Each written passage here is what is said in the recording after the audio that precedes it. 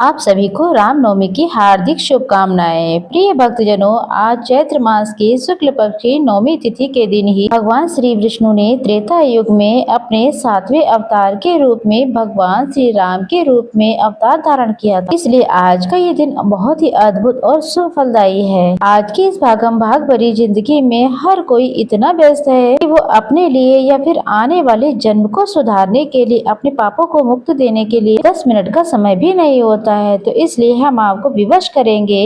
आज हम चाहेंगे आप अपने कीमती समय में से 30 मिनट निकालकर इन कथाओं को पूरा ध्यान से जरूर सुने। ये कथा कहानी हो सकता है आपकी सभी मनोकामनाओं को पूर्ण कर दे या फिर आने वाले संकटों से आपको बचा सकता है। आप सभी अपने मन में पूर्ण श्रद्धा रखकर, धैर्य रखकर इन कथाओं को पूरा जरूर सुनिएगा। राम रक्षा स्रोत पहले सुनेंगे। ऋषि कौशिक के द्वारा एक ऐसी रचना है जिसमें श्री राम की भक्ति के साथ भक्तों की पूर्ण रूप से रक्षा करने की कामना की गई। इसलिए इस स्रोत का पाठ सभी प्रकार की बाधाओं और शत्रुओं से रक्षा के लिए किया जाता है। इस स्रोत का पाठ नवग्रहों के कुप्रभावों को रक्षा के लिए भी किया जाता है। वैसे तो इस पाठ को प्रतिदिन ही करना चाहिए, लेकिन गुरुवार, एकादशी और विजयादशमी के दिन इस पाठ को करने से विशेष लाभ मिलता है। श्री राम रक्षा स्रोत का पाठ करने से मनुष्य भयमुक्त हो जाता है। उच्चारण से मनुष्य की वाणी शुद्ध हो जाती है।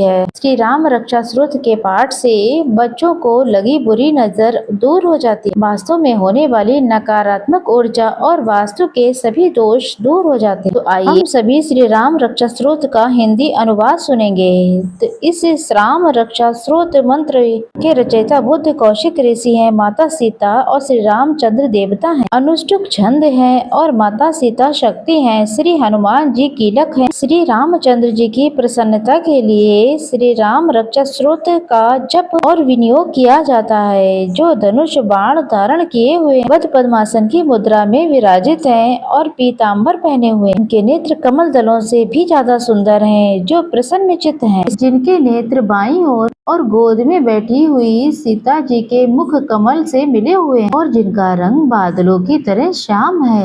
उन अजान बाहु विभिन्न आभूषणों से विभूषित जटाधारी श्री राम का ध्यान मैं करता हूँ। ऐसे प्रभु श्री रामचंद्र जी का ध्यान राम रक्षक स्रोत के पूर्व हमें करना है। श्री रघुनाथ जी का चरित्र 900 कोटि के विस्तार वाला है। इस चरित्र का महापातकों का नाश करने वाला है। नील कमल के समान श्याम वर्ण वाले कमल के नेत्र के समान जटाओं के मुकुट से सुशोभित जानकी जी और लक्ष्मण जी के सहित ऐसे श्री राम भगवान का मैं ध्यान करता हूँ, जो अजन्मे हैं, अर्थात जिनका जन्म ना हुआ हो, जो स्वयं प्रकट हुए हो, सर्वव्यापक अर्थात सभी जगह व्याप्त हो, हाथों में खड्ग, त्रुणी और धनुष बाण धारण किए हुए, राक्षसों की संहार तथा अपनी लीलाओं से जगत की रक्षा हेतु अवतरित श्री राम का मैं ध्यान करता हूँ। मैं सभी कामनाओं की पूर्ति करने वाले और समस्त पापों का नाश करने वाले श्री राम रक्षा स्तोत्र का पाठ मैं करता हूँ। हे राघव, मेरे सर की रक्षा करना। हे दशरथ के पुत्र, मेरे ललाट की रक्षा करें। हे कौशल्या के पुत्र श्री राम, मेरे नेत्रों की रक्षा करें। हे विश्वामित्र के प्रिय राघव, मेरे कानों की रक्षा करें। कि रक्षक श्री राम, मेरे प्राण और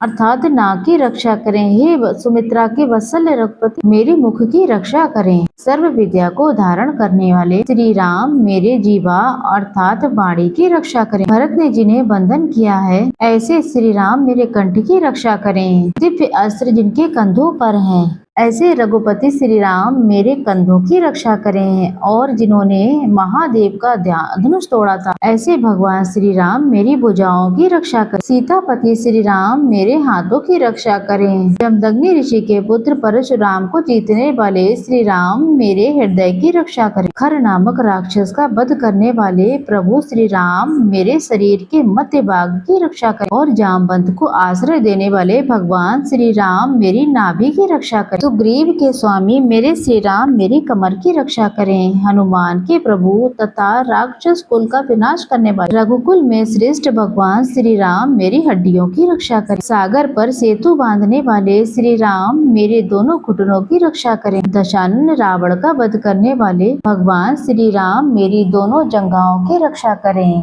विभीषण को ऐश्वर्य और लंका का राज्य प्रदान करने वाले श्री राम मेरे संपूर्ण शरीर की रक्षा करें। शुभ कार्य कार्य करने वाला जो भक्त भक्ति और श्रद्धा के साथ श्री राम के बल से संयुक्त होकर इस स्तोत्र का पाठ करता है वह दीर्घायु, सुखी, पुत्रवान, विजयी और विनयशील हो जाता है। जो जीव पाताल, पृथ्वी और आकाश में विचरते रहते हैं अथवा वे श्री राम नाम से सुरक्षित मनुष्य को देख भी नहीं पाते हैं। श्री राम भद्र तथा श्री राम चंद्रिका आदि नामों का स्मरण करने वाला श्री राम का भक्त पापों में लिप्त नहीं होता है। इतना ही नहीं, वह अवश्य ही भोग और मोक्ष दोनों को प्राप्त करता है। जो संसार पर विजय करने वाले मंत्र श्री राम नाम से सुरक्षित इस स्तोत्र को कंठस्थ यानी कि याद कर लेता है उसे संपूर्ण सिद्धियां प्राप्त हो जाती है। जो मनुष्य वज्रभंजर नामक इस श्री राम रक्षक कवच का स्मरण करता है उसकी आज्ञा का कहीं भी उल्लंघन नहीं होता है तथा उसे सदैव विजय और मंगल की प्राप्ति होती है।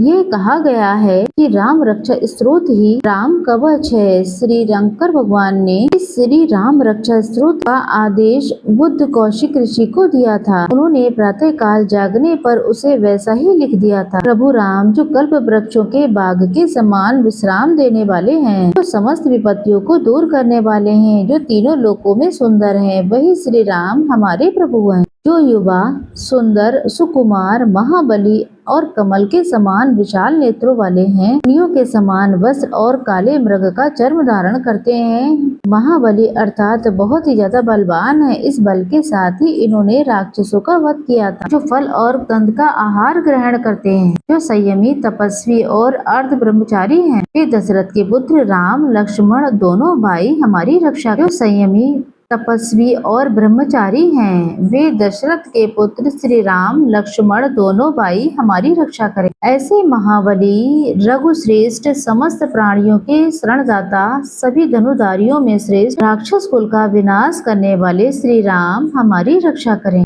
धनुष संधान किए हुए बाण का स्पर्श करते हुए अक्षय बाणों से युक्त तृणीय धारण किए हुए श्री राम और लक्ष्मण मेरी रक्षा के लिए मेरी मार्ग में आगे चले तथा तत्पर हमेशा ही कवचधारी हाथ में धनुष बाण धारण करने वाले भगवान श्री राम लक्ष्मण सहित आगे आगे चलकर हमारी रक्षा करें। भगवान शिव का कथन है कि ऐसे आनंददायक दशरथ के पुत्र श्री लक्ष्मण, इनके सेवक ऐसे श्री राम बलवान महापुरुष, पूर्ण ब्रह्म, कौशल्या के पुत्र, रघुकुल में श्रेष्ठ हैं। वेद शास्त्रों के ज्ञानी, पुराणों में पुरुषोत्तम, जानकी जी के प्रिय, श्रीमान और अतुलनीय पराक्रमी श्री राम हैं। ऐसे विभिन्न नामों का लेकिन श्रद्धा पूर्वक जप करने वाले को निश्चित तौर पर अश्वमेध यज्ञ से भी अधिक फल प्राप्त। श्याम वर्ण और कमल नयन और पीताम्बरधारी श्री राम की उपरोक्त दिव्य नामों से स्तुति करने वाला संसार चक्र में नहीं पड़ता है बल्कि जन्म मृत्यु के बंधनों से ही मुक्त हो जाता है। लक्ष्मण जी के बड़े बंधु रघुवार रघुकुल में श्रेष्ठ हैं। सीता जी के पति सुंदर हैं, करुणा के सागर हैं, जिनके पास सभी सद्गुण वास करते हैं, जिनको ब्राह्मण प्रिय हैं, जो धार्मिक वृत्ति के हैं, वे राज राजेश्वर श्री राम सत्य निष्ठान। दशरथ के पुत्र श्री राम, जिनका वर्ण श्यामल है, जिनकी शांत मूर्ति जिन लोगों को परम आनंद देने वाली है। रावण जिनका शत्रु, ऐसे प्रभु श्री राम हैं, जिन्होंने रघुकुल में जन्म लिया। ऐसे प्रभु श्री राम को मैं वंदन करता हूँ। श्री राम भद्र, श्री रामचंद्र विधाता स्वरूप, श्री रघुनाथ, ऐसे जिनके नाम हैं, वे सीता जी के स्वामी श्री रामचंद्र जी को मैं वंदन करता हूँ। हे रघुनंदन श्री राम, हे भरत के अग्रज अर्थात ज्येष्ठ बंधु भगवान राम, हे रणदीप मर्यादा पुरुषोत्तम श्री राम, आप मुझे शरण दीजिए। मैं एकाग्र मन से श्री रामचंद्र जी के चरणों का स्मरण और वाणी से गुणगान करता हूँ। वाणी के द्वारा और पूरी श्रद्धा के साथ भगवान श्री रामचंद्र जी के चरणों में मैं प्रणाम करता हुआ उनके चरणों की शरण लेता हूँ। श्री राम मेरे माता, मेरे पिता, मेरे स्वामी और मेरे सखा हैं। इस प्रकार दयालु श्री राम मेरे सर्वज्ञ हैं। उनके सिवा मैं दूसरा किसी को नहीं जानता। जिनके दाईं ओर लक्ष्मण जी, बाईं ओर जनक कन्या जानकी जी और सामने हनुमान जी विराजमान हैं, उन्हीं रघुनाथ जी की वंदना करता हूँ। मैं संपूर्ण लोकों में सुंदर तथा रण क्रीड़ा में धीर, कमल नेत्र और रघुवंशी नायक, करुणा की मूर्ति और करुणा के भंडार रूप में श्री राम का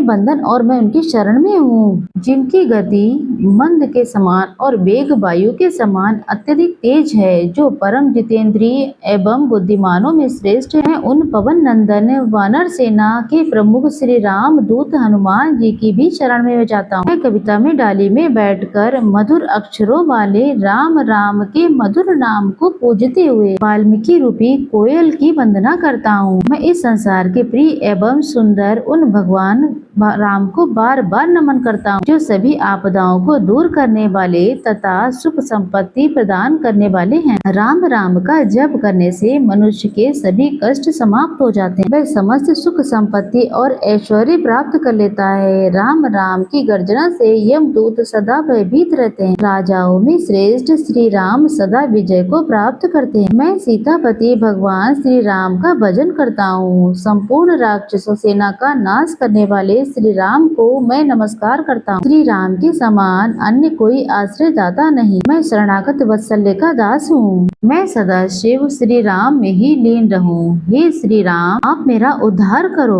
यहाँ पर शिव जी माता पार्वती जी से कह रहे हैं, हे सुमुखी, राम नाम विष्णु सहस्त्र नाम के ही समान है। मैं सदा राम का स्तवन करता हूँ और राम नाम में ही रमण करता हूँ। श्री राम रक्षा स्तोत्र के पाठ से मनुष्य के सारे काम स्वतः ही सिद्ध हो जाते हैं। इससे मनुष्य के पूर्व पाप नष्ट हो जाते हैं। इसकी उत्पत्ति के बारे में कहा जाता है कि स्वयं महादेव ने इसका सबसे पहले पाठ किया था। भगवान शंकर ने बुद्ध कौशिक नामक ऋषि के स्वप्न में आकर ये स्तोत्र सुनाया था। इसके बाद ऋषि ने प्रातःकाल उठकर इसे लिख दिया था।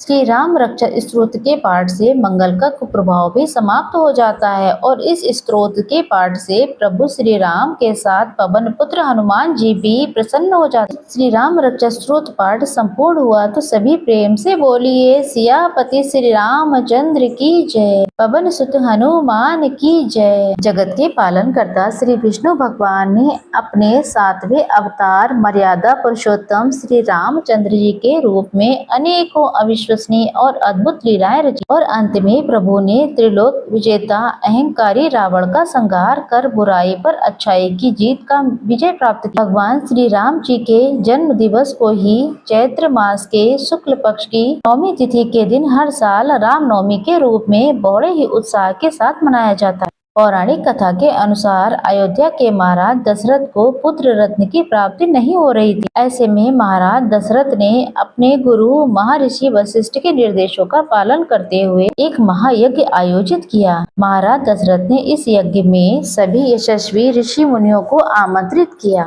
जिस दिन यज्ञ का शुभारंभ होना था उस दिन गुरु वशिष्ठ के साथ महाराज दशरथ के मित्र अंग प्रदेश के अधिपति रिंग ऋषि और अन्य आगंतुक भी यज्ञ मंडप में आए। यज्ञ के समापन के बाद महाराज दशरथ ने सभी ऋषियों और पंडितों को दक्षिणा स्वरूप धन दान का दान कर सम्मान पूर्वक विदा किया। यज्ञ से प्राप्त प्रसाद को लेकर राजा दशरथ पुनः अपने महल में लौट आए। वह प्रसाद उन्होंने अपनी तीनों रानियों के बीच वितरित किया। इसके बाद यज्ञ के पुण्य फल से तीनों रानियों को गर्भ धारण हुआ। सबसे पहले माता कौशल्या ने एक पुत्र को जन्म दिया। रानी कौशल्या के द्वारा जन्मे उस बालक के चेहरे पर करोड़ों सूर्यों के समान आभा थी और उस बालक का व्यक्तित्व अत्यंत ही आकर्षक था। अनुपम छवि वाले उस बालक को जो कोई भी देखता मंत्रमुग्ध हो जाता था। चैत्र माह के शुक्ल पक्षी नौमी तिथि को जन्मा ये बालक कोई और नहीं बल्कि सृष्टि के महानायक श्री विष्णु के सप्तम अवतार श्री रामचंद्र का ही बाल रूप था। माता कौशल्या के बाद अन्य दो रानियों यानी कि माँ कैकेयी और माता सुमित्रा ने भी शुभ नक्षत्रों में पुत्रों को जन्म दिया। माता कैकेयी के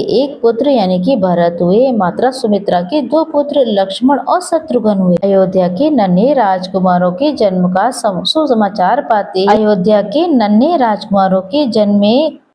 समाचार पाते ही पूरी अयोध्या नगरी में खुशियों और उत्साह की लहर दौड़ पड़ी। गीत संगीत जैसे समारोह से राजा दशरथ के चारों पुत्रों का स्वागत करते हुए उनका जन्म दिवस मनाया गया। वहीं देवताओं ने भी इस उत्सव में भाग लेते हुए इन नन्हे राजकुमारों को नमन किया और आकाश से अनगिनत पुष्पों की वर्षा करके उनका स्वागत करते हुए अपनी प्रसन्नता जताई। शीघ्र ही चारों पुत्रों का नामकरण संस्कार महर्षि वशिष्ठ के द्वारा किया गया और फिर उनके नाम श्री राम लक्ष्मण और भरत और शत्रुघ्न रखे गए। महादेव भगवान श्री राम को अपना आराध्य मानते। जब उन्हें ये पता चला कि श्री रामचंद्र जी का अवतार हो चुका है, तब वो प्रभु श्री राम के बाल स्वरूप के दर्शन करने के लिए काकभूषुंड जी के साथ मनुष्य का रूप धारण करके अयोध्या आए। इस समय भगवान श्री राम जी का जन्म हुआ, चारों ओर उत्सव मनाया जा रहा था। भगवान शिव भी भगवान श्री राम के बाल रूप का दर्शन करने के लिए गए थे। वही कथा इस समय भगवान शिव भी देवी पार्वती को सुना रहे हैं। भगवान शिव देवी पार्वती से कहते हैं कि हे पार्वती, जिस समय भगवान का अवतरण हुआ था उस समय मुझसे रहा नहीं गया, मैं अपने मन को रोक ही नहीं पाया और तुरंत अवधपुरी पहुंच गया। मेरी चोरी ये थी कि मैंने आपको नहीं बताया। भगवान ये कहना चाहते हैं, भगवान का बुलावा आए तो किसी का इंतजार मत करना। और एक मनुष्य का उन्होंने रूप धारण किया और भगवान शिव की ये बात सुनकर देवी पार्वती बोली कि प्रभु आप तो महादेव हो, आप मनुष्य बनकर क्यों गए? तो भगवान शिव बोले, देवी तुम महादेव के देव जब मनुष्य बनकर जा सकते हैं तो मैं मनुष्य ना बनूं, ऐसे कैसे हो सकता है? जैसे ही मैं अयोध्या में पहुंचा, वहां पर बहुत भारी भीड़ लगी हुई थी। मैंने उस भीड़ को पार करके आगे जाने की कोशिश की, रामचंद्र जी की दर्शन की बहुत कोशिश की, लेकिन जा ही नहीं पा रहा था। फिर मैंने थोड़ी और ताकत लगाई और थोड़ा भीड़ को धक्का दिया। जैसे ही मैंने भीड़ को धक्का दिया, अंदर से एक ऐसा धक्का आया कि मैं अंदर से दूर जाकर के मंदिर के शिवलिंग के पार टकरा कर गिर गया। तो भोलेनाथ बोले,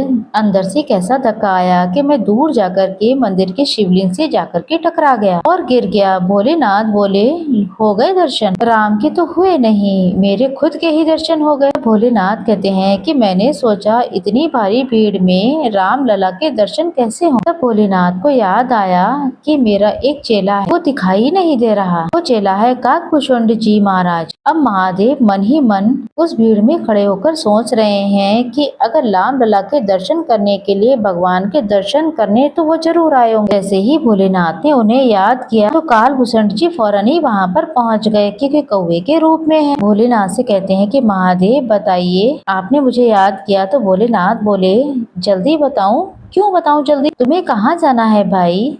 काकभूषुंड जी बोले, प्रभु आपके पीछे महा उत्सव छोड़कर मैं आया हूँ। तब भगवान शिव बोले, तुम थे कहाँ? तब उन्होंने कहा कि प्रभु मैं तो अंदर ही था, दशरथ जी बहुत आनंद लुटा रहे हैं, बड़ा आनंद हो रहा है। भगवान शिव ने सुना तो बोले, अच्छा है, मनुष्य को तो भीड़ के कारण रोक सकते, लेकिन कौवे को कौन रोकेगा? वहाँ पर तो चेला दर्शन करके आनंद ले रहे हैं और यहाँ पर गुरु यहाँ बैठे हुए हैं। भोलेनाथ कहते हैं, अच्छा चेला जी कोई उपाय बताइए, हमें भी तो रामलला के दर्शन करवाइए। तो काकभूषुंड जी बोले, प्रभु चलिए कोई उपाय सोचते हैं। अब काकभूषुंड जी ने भी मानव का रूप धारण कर लिया, बहुत बार प्रयास किया दोनों ने अंदर जाने का, लेकिन किसी ने भी उन्हें अंदर जाने ही नहीं दिया। अब जब बहुत ज्यादा समय हो गया तो भगवान राम ने भी रोना शुरू कर दिया। उनके मन में भी भोले बाबा के दर्शन करने की भी तड़प जाग उठी थी। महल के अंदर पालने में लेटे हुए राम लला भोले बाबा के दर्शन के लिए तड़प तड़प कर रो रहे हैं। उधर बाहर भीड़ में खड़े हुए बाबा भी बेचैन है। जब राम लला के रोने का स्वर मैया के कानों में पड़ा तो कौशल्या जी भी बिलख पड़ी, ये क्या हो गया मेरे लाल को जो आज इतना रो रहा है? इधर भोले बाबा ने भी पूरा नाटक किया। भोले बाबा एक 80 साल के ज्योतिष बन गए। तो स्वामी जी ने गीतावली में इस भाव को भी बताया है और स्वयं ज्योतिषी बनकर भोले बाबा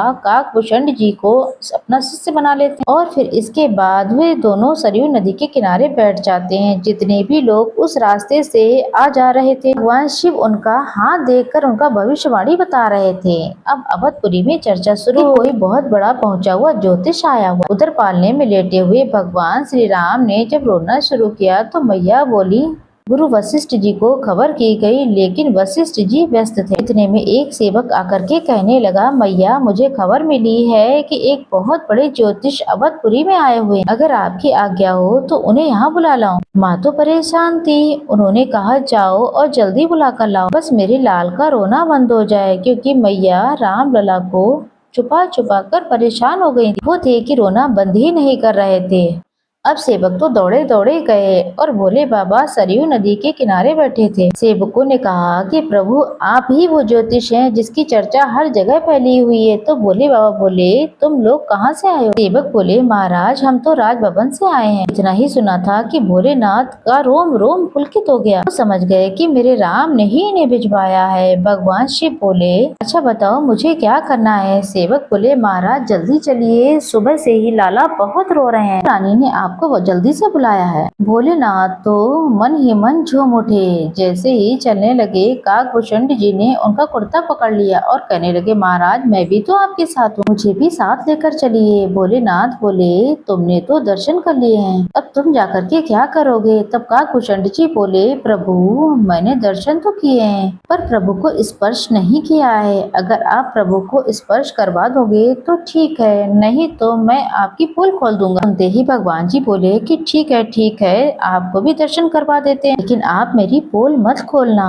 और दोनों जब राजभवन तक पहुँचे तो पहरेदारों ने उन्हें द्वार पर ही रोक दिया। हाँ भैया कौन हो और कहाँ जा रहे हो? सेवक बोले इन्हें रानी ने बुलाया, ये ज्योतिषी हैं, इन्हें अंदर जाने दो। अब तो भोले बाबा बड़ी ही खुशी के साथ राजभवन में अंदर प्रवेश करने लगे। समय आ गया है कि भगवान श्री राम के बाल रूप के दर्शन होंगे। सेवकों ने ज्योतिषी महाराज को अंदर जाने दिया, लेकिन काकभूषण जी को वहीं पर रोक दिया। पहरेदार बोले ठीक है ये तो ज्योतिषी है तो ये अंदर जा रहे हैं, साथ में ये कौन है जो अंदर चला जा रहा है? अब बताओ भला इनका अंदर क्या काम है? दशरथ जी का आदेश है किसी भी अनजान व्यक्ति को अंदर नहीं आने देना है। भोले बाबा मुस्कुराकर अंदर जाने लगे। अभी काकभूषण जी बोले प्रभु मुझे भी साथ लेकर जाओ नहीं तो पोल खोलता हूँ अभी। भोले बाबा ने सुना तो कहने लगे मैं अभी कुछ करता हूँ। भोले बाबा कहने लगे भैया बात ऐसी है मैं 80 साल का व्रत हो गया हूँ, ज्योतिषी तो करता हूँ लेकिन मुझे आंखों से कुछ कम दिखाई देता। ये मेरा चेला है और इसके बिना मेरा काम नहीं चलेगा। मैया बोली महाराज आपको जो भी झाड़ फूक करनी है जल्दी कीजिए। भोलेनाथ बोले मैया इतनी दूर से कुछ नहीं होगा, ही तुम अपने लल्ला का मुंह दिखा रही हो न ही स्पर्श करवा रही हो। बिना मुख देखे बिना स्पर्श किए मैं कुछ नहीं कर सकता। भाई भोले बाबा को तो बहाना चाहिए था। उन्होंने अपने प्रभु के चरण स्पर्श करने का, उनके दिव्य मुख के दर्शन करने का। कहने लगे मुझे तो इनका एक एक अंग देखना पड़ेगा। नजर कहाँ लगी है कि आँख को लगी है कि नाक को लगी है? मैया बोली दूर से कुछ नहीं होगा।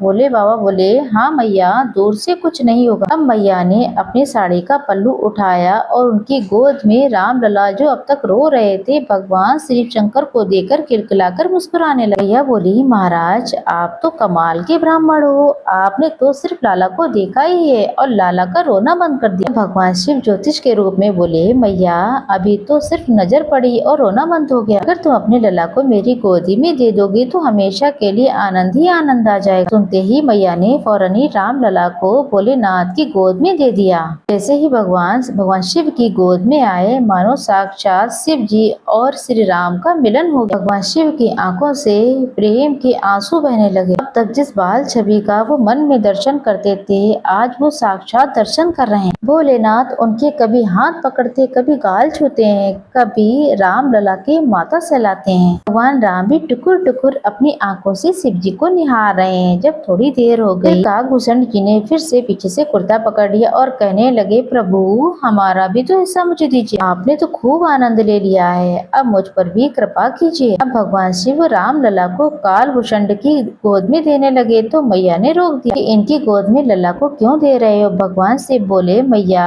मैं बूढ़ा हो गया और ये मेरे चेला है, ये लल्ला का हाथ देखेंगे फिर मैं भविष्य बताऊंगा। काकभूषण जी की गोद में अब राम लला विराजमान है। अब काकभूषण जी भी भगवान के दर्शन कर पा रहे हैं, उन्हें स्पर्श कर पा रहे हैं और भोलेनाथ ने भगवान का सारा भविष्य बता दिया, सब कुछ बता दिया कि आपके लला कोई साधारण लला नहीं होंगे, आपके लला का इस संसार में बहुत नाम होगा, आपके लला के नाम से ही भवसागर तर जाएंगे। ज्योतिषी महाराज की बातें सुनकर मैया बोली ये सब तो ठीक है, ये बताओ कि मेरे लला की शादी कब होगी? भोलेनाथ बोले मैया इतना बता सकते हैं कि आगे चलकर आप थोड़ा सा ध्यान रखना। एक बूढ़ी बाबा आपके लला को आपसे मांगने के लिए आएंगे, तब तुरंत तुम उन्हें मत दिलवा देना, मना करवा देना, क्योंकि आपके लला उनके साथ चले जाएंगे तो वहाँ से बहू लेकर ही आएंगे। कौशल्या जी बोली महाराज आप चिंता मत करो, अब ये बात मेरे दिमाग में बैठ चुकी है। मैं इस बात को हमेशा ध्यान रखूंगी। इस प्रकार भोले बाबा ने मैया कौशल्या को सब कुछ बता दिया। मैया ने बोला, महाराज आपने बड़ी कृपा की है, मेरे लाला का रोना बंद करवा दिया है और साथ ही साथ मेरे लाला का भविष्य भी बता दिया और अब मेरे लाला को आशीर्वाद भी दे दीजिए। अब तो भगवान शिव ने राम लला को खूब आशीर्वाद दिया। हे राम, आप जुग जुग जियो, सबको आनंदित करो। इस प्रकार भोले बाबा ने बड़ी मस्ती में श्री रामचंद्र जी को आशीर्वाद देकर अपने धाम को पधार गए। भोलेनाथ ये भी कहते हैं कि इस चरित्र को सब लोग नहीं जान सकते। इस पर प्रभु श्री राम की कृपा होती है, वही लोग इस चरित्र को सुन सकते हैं, जान सकते हैं। देवी पार्वती जी कहती हैं, हे महाराज, हम पर श्री रामचंद्र की कृपा बनी हुई है, तभी तो हम सभी जान पाए हैं। तो देखा भक्तजनों आपने कैसे महादेव अपने आराध्य देव के दर्शन पाने के लिए रूप बदलकर छल से उनके पास पहुंच गए थे। अत्यंत विलक्षण प्रतिभा के धनी श्री राम अल्पकाल में ही अयोध्या वासियों के प्रिय हो गए थे। उन्हें सभी प्रकार के अस्त्र शस्त्र चलाने में असाधारण निपुणता प्राप्त हो गई थी। निरंतर माता पिता और गुरुजनों की सेवा में लगे रहते। मर्यादा पुरुषोत्तम विवाह के पश्चात श्री राम अपने पिता की आज्ञा का पालन करते हुए पत्नी सीता सहित अनुज लक्ष्मण के सहित वनवास को गए, जहाँ पर माता सीता का दुराचारी रावण से रक्षा करते हुए भगवान ने अत्याचारी रावण का संहार किया और धर्म की रक्षा की। जब भगवान श्री राम और सीता लक्ष्मण सहित जब वनवास के दौरान जंगल में घूम रहे थे, लगातार चलने के कारण वे थकान महसूस करने लगे थे। भगवान राम ने थोड़ा सा विश्राम करने का विचार किया। विश्राम स्थल की तलाश में उन्हें एक बूढ़ी माई की कुटिया दिखाई। उस कुटिया में जब भगवान श्री राम अपनी पत्नी सीता सहित भाई लक्ष्मण के साथ पहुंचे तो वहां पर देखा कि बूढ़ी माई सूत काट रही थी। जैसे ही बूढ़ी माई ने उन्हें देखा तो उनकी आव भगत में लग गयी और उनसे विश्राम करने को कहा। इसके साथ ही भगवान राम और माता सीता लक्ष्मण को भी भोजन को आग्रह किया। तब भगवान श्री रामचंद्र जी ने बूढ़ी माई से कहा, माई, मेरा हंस भी तो भूखा है, पहले इसके लिए मोती दे दो ताकि इसके बाद मैं भी भोजन कर सकूं। अब बूढ़ी माई के पास ऐसा समय आया, उनके लिए तो ये परीक्षा की घड़ी थी कि उनके पास मोती नहीं थे। वो तो खुद इतनी गरीब थी कि सूत काट कर किसी तरीके से अपना गुजारा किया करती थी, लेकिन आज तो प्रभु उनके घर पधारे थे, आओ भगत में कोई कमी नहीं रख सकती थी। बूढ़ी माई ने अपना दिमाग दौड़ाया, तब उन्होंने जल्द ही एक सुझाव दिमाग में आ गया। बूढ़ी माई दौड़ी दौड़ी राजा के पास गई और उनसे उधार में मोती मांगने लगी, क्योंकि राजा ये बात अच्छी तरीके से जानता था ये बूढ़ी माई बहुत गरीब है और 2 मोती लौटाने में सक्षम नहीं है। पहले तो राजा ने बूढ़ी माई को मोती देने से इनकार कर दिया, लेकिन बूढ़ी माई लगातार अनुरोध करती रही। तब राजा ने बूढ़ी माई पर तरस खाकर 2 मोती उन्हें दे दिए। अब बूढ़ी माई खुशी खुशी अपने घर वापस आई और हंस को मोती खिला दिए। इसके बाद उन्होंने भगवान श्री राम, माता सीता और उनके भाई लक्ष्मण जी को भोजन परोसा। सभी ने प्रेम पूर्वक भोजन को ग्रहण किया। तब भगवान ने प्रसन्न होकर बूढ़ी माई के आंगन में मोतियों का एक पेड़ लगा दिया। इसके बाद वो सब वहाँ से चले गए। अगले ही दिन जब बूढ़ी माई ने अपने आंगन में मोतियों का ढेर देखा तो वो हैरान रह गयी और फिर वो राजा को मोती वापस करने की बात याद आई। फिर वो एक पोटली में खूब सारे मोती लेकर उन्हें वापस करने के लिए राजा के पास गए। हैरान राजा ने पता किया कि आखिरकार इस बूढ़ी माई के पास इतने मोती कहाँ से आए, इस बात का पता लगाया जाए। तब राजा को यह पता लगा कि बूढ़ी माई के आंगन में एक पेड़ है, उसी से ये मोती झड़ते हैं। इसके बाद तो राजा ने सोचा ऐसा बहुमूल्य पेड़ तो उसके राजमहल में ही होना चाहिए। तब उसने बूढ़ी माई के आंगन से उखड़वा कर वह मोतियों का पेड़ अपने आंगन में लगवा लिया। लेकिन राजा के आंगन में वो पेड़ लगते ही उस पेड़ पर तो कांटे उगाए और फिर अगले दिन ही उस पेड़ का एक कांटा रानी के पैर में चुभ गया। रानी परेशान होकर इधर उधर भटकने लगी। अब तो राजा परेशान हो गया। फिर राजा ने उस पेड़ को सम्मान सहित बूढ़ी माई के आंगन में वापस लगवा दिया। फिर तो प्रभु श्री राम की कृपा से उस पेड़ में फिर से मोती गिरने लगे। जब भी पेड़ से मोती गिरते तो बूढ़ी माई उन्हें उठा करके भगवान के प्रसाद के रूप में सभी को बांट देती थी। इस तरीके से भगवान श्री रामचंद्र जी के आशीर्वाद से और बूढ़ी माई की दयालुता से उस नगर के सभी निर्धन संपन्न हो गए और इस प्रकार भगवान श्री राम ने उन बूढ़ी माई पर कृपा की। इस तरीके से आज के दिन जो भी सच्चे मन से मन में आस्था रखकर इस कथा को पूरा सुनता है, भगवान श्री राम उनके जीवन में भी उसी प्रकार आर्थिक संपन्नता का आशीर्वाद देते हैं जैसे उन्होंने बूढ़ी माई और उस नगर में रहने वाले लोगों पर दिया। अभी प्रेम से बोलिए श्री रामचंद्र की जय। ये वही श्री राम है जो स्वयं जगत के पालनहार हैं